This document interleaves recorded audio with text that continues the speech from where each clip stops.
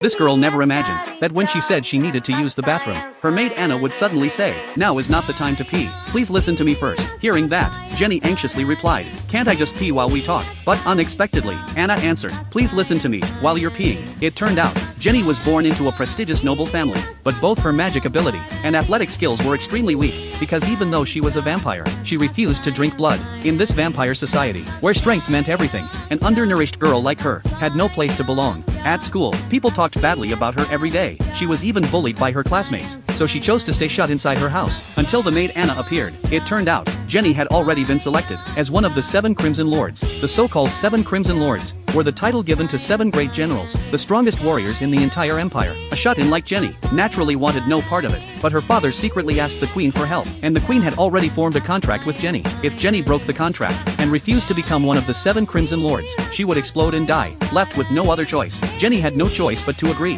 But as one of the 7 Crimson Lords, she had to wage war against neighboring countries every 3 months and win. And not only that, she couldn't let her subordinates discover how weak she actually was, because everyone in her army was dangerous enough to overthrow her at any moment. But in reality, Jenny was actually incredibly powerful. She just didn't realize it herself, because every time she used her special powers, she would lose all memory afterward. So believing herself to be weak and wanting to survive, she could only force herself forward. From now on, Jenny had to lead 500 soldiers to defeat a neighboring nation. However, even using all her strength, she still couldn't push open the door. After finally managing to open it, she immediately ran into one of her subordinates. The sight scared Jenny so badly, she instantly slammed the door shut again, but she accidentally caught the subordinate in the door, and just like that, Jenny unintentionally killed him. Because of this, all of her subordinates became terrified of her. Seeing their reactions, Jenny boldly declared, "I could wipe you all out with just a flick of my finger." Hearing that, everyone became convinced they were following an overwhelmingly powerful leader. And so, Jenny's story of pretending to be strong, while her overthinking subordinates kept hyping her up, officially began. But Jenny's acting was way too convincing,